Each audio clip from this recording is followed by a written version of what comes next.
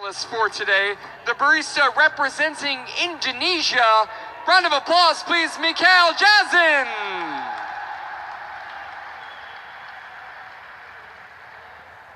Our judges are making their way to the stage to say hello.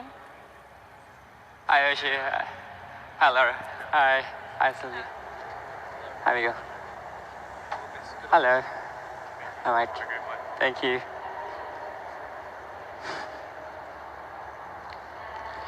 Can I check my music first, please? Just a touch lower.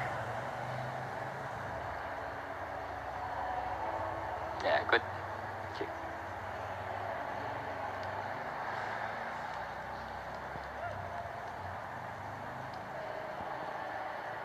Ready? Right, music, please.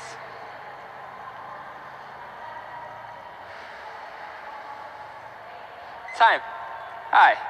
It's so good to be here, and welcome. So traditionally, we would always think that flavor comes through the chain of coffee plants, its origin, and also its processes. Then we think that we can impact this flavor further by roasting and also brewing that cup of coffee. However, over the last few years, with so much innovation around coffee processing, I believe that something else is possible. I believe that we can now ferment coffee with specific taste goals in mind as a starting point. Now I call this purpose-driven fermentation. So throughout my coffee journey and throughout exploring different fermentation techniques, I came across one that allows for more control and also consistency. It is the carbonic maceration, and to me, this serves as a great baseline of approaching coffee processing from a new and purposeful direction. So in front of you, on section 1, this is the traditional carbonic maceration steps. Typically with this process, we pick our coffee cherries, and then we depulp it. Then we put it inside a stainless steel tank, similar to what we have here, before sealing it and pressurizing it with carbon dioxide. Now, this forces oxygen out, allowing us to have a fully anaerobic environment inside our tank. Now, this also adds two main benefits to our coffee. Firstly, the prolonged contact time with carbon dioxide adds vibrancy in the acidity. And then secondly, the anaerobic environment gives more structure and higher definition of flavor in our cup of coffee. So today I'm going to highlight 3 different coffees and a few purpose-driven modifications to the traditional CM that is fully chosen for espresso, milk beverage, and also signature beverage course. Now I'm going to do some work over here on this table, but for now, I would like for you to direct your attention on section 2 in front of you. This is fermentation for espresso. Now the goal for espresso is to have well-balanced, vibrant, and clear cup of coffee. With this goal in mind, we chose a coffee that was specifically fermented for this purpose. It is a green tip geisha from the Falcon region of Panama. This coffee was processed by Jamison Savage of Finca Debra at 1900 meters above sea level. Now, if you see first part of section 2, this is how Jamison started his fermentation. He starts by depulping his coffee cherries and leaving only 10% of mucilage intact. This was done to add a better tactile experience to the cup of coffee.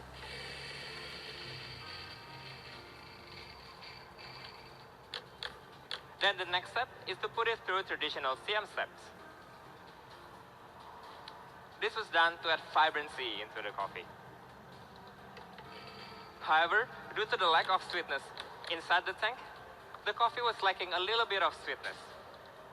So the next step is to slow down the drying.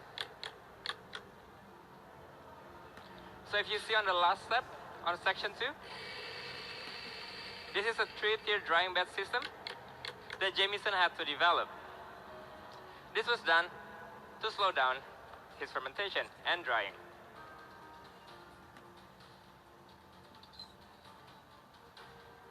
So he starts drying on the first layer, where the coffee can spend direct contact time with the sunlight.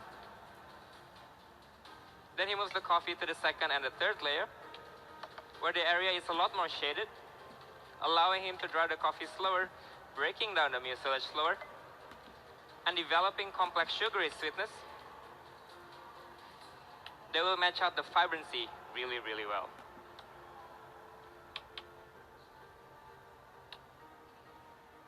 Now to bring out all the potential in the coffee, we roasted this coffee to 20% roasting development with a very slow crack at 8 minutes and 53 seconds.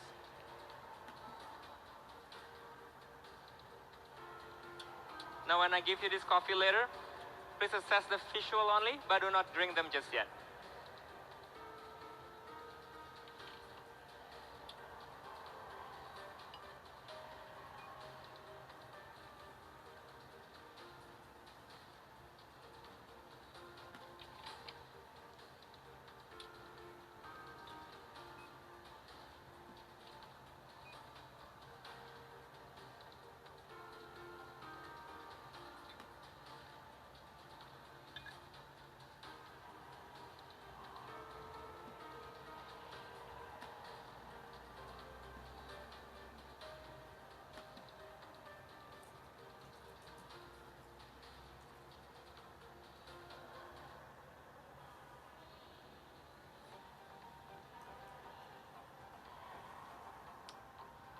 Great. So these espressos are really, really good. In there, you'll notice floral aroma of rose. Then you get vibrancy of orange. There you go, Laura. And then you get sweetness. They'll remind you of candy. The body is medium with a very silky texture and a clean finish of Earl Grey tea. Today we use 19.5 grams of coffee to let out 42 grams of espresso. Now please stir 10 times to fully mix all the flavor in there and take at least 3 big sips to fully enjoy these drinks. The empty vessel to your right are for your dirty teaspoons, and please go ahead and enjoy. I'm really excited for you.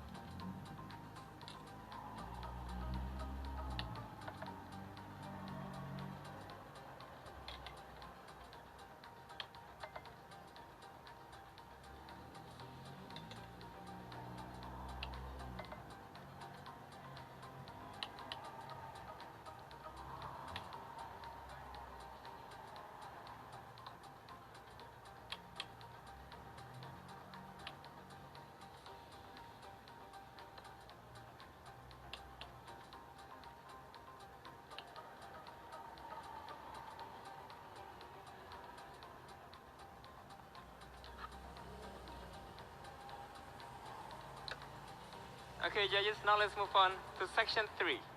This is your milk beverage course. So the goal for milk beverage is to achieve clarity and also balance. With this goal in mind, we chose a coffee that was specifically fermented for this purpose. It is an heirloom variety coffee from the Guji region of Ethiopia. This coffee was processed by Project Origin at 1800 meters above sea level.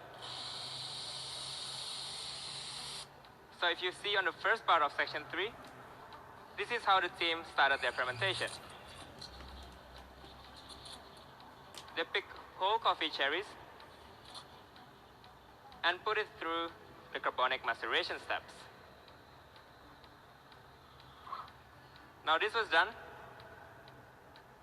to have better flavor intensity and a higher definition of flavor. Now the combination of traditional CM and the whole cherry provides a fruit-forward intensity. Then they put the coffee out to dry naturally on African raised beds for 25 days. Now this coffee goes really well with the milk that I'm using today. And when I serve you this drink, I would like for you to assess the visual only, but do not drink them just yet. Just like our coffee, the milk that I'm using today has undergone a purpose-driven approach to intensify its qualities. There you go. First, we chose an Indonesian cow. They were specifically fed with 4 different types of grasses and also grains. Now this was done to increase its carbohydrate level, intensifying the sweetness in the milk. There you go.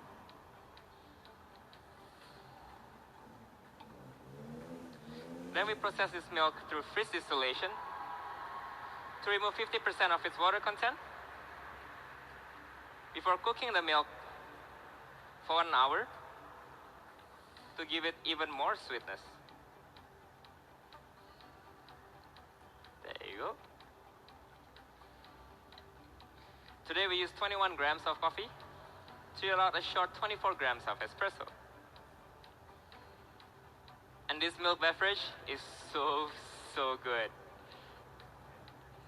In there you get flavors that remind you of Irish cream,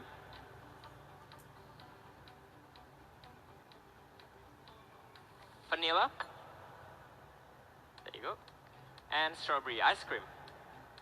Now please stir 5 times clockwise to fully harmonize all the flavor in there. And please go ahead and really enjoy this drink.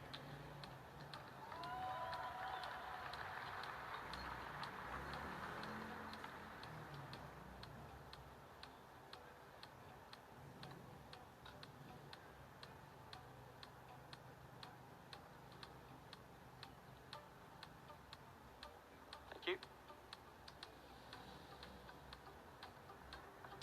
Great. Now let's move on to the signature beverage course. This is my favorite one. So after working with purpose-driven fermentation and seeing its impact on quality and flavor, I can't help but wonder if this process can improve beautiful coffees in Panama or in Ethiopia. What could it do to more humble but equally interesting coffee from my home country in Indonesia? So together with Jamison, we began a project, flying him down from Panama to process some of the most exciting coffees being harvested at Wahana Estate in North Sumatra. So this coffee information can be found on section 4 in front of you. Today I present to you the first ever Indonesian coffee that was processed using carbonic maceration. It is long berry coffee, and we love it for its rich creamy mouthfeel and deep spiced chocolate flavor. However, I believe that we can still improve this coffee by putting it through carbonic maceration. But then we realized that fermentation happens differently in Indonesia. It is warmer and it's also a lot more humid. So if you see on section 4, we put our own spin to the traditional CM. We put our fermentation tank into an ice bath, allowing us to maintain a 13 degrees Celsius temperature inside the tank, prolonging our fermentation time to 100 hours.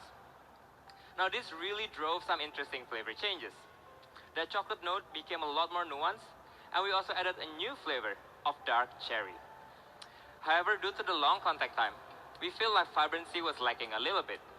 So the goal for this signature beverage today is to add and support this chocolate and also dark cherry notes with a new vibrancy, sweetness, and also adding it with a better tactile experience. So to start with, your base ingredient is the 4 shots of long berry coffee, 22 grams of coffee with 42 grams of espresso out. Then to add vibrancy, we're adding kefir water, 70 ml of it. That was made using 10% of rose buds, 10% of sugar, and 10% of Japanese kefir with 70% of water fermented for 48 hours. Then to add sweetness, we're adding strawberry that has been fermented with sourdough culture. So 500 grams of strawberry, 200 grams of sugar, and 200 grams of sourdough culture that has been diluted with water in a hot water bath for 2 hours at 80 degrees Celsius temperature, and then juiced and fermented on room temperature for 2 days to intensify its sweetness. Today we're using 50 ml of this.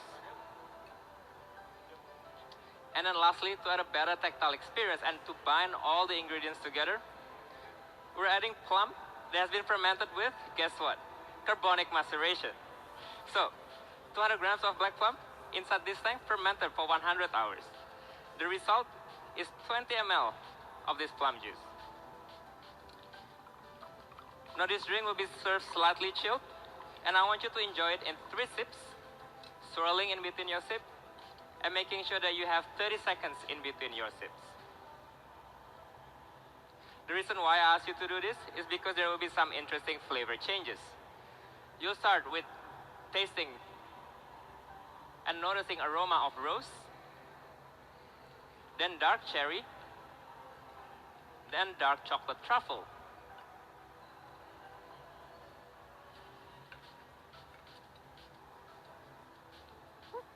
There you go. And that's yours. Judges, thank you so much. Enjoy, and that is my time. The barista representing Indonesia, Mikael Jasin.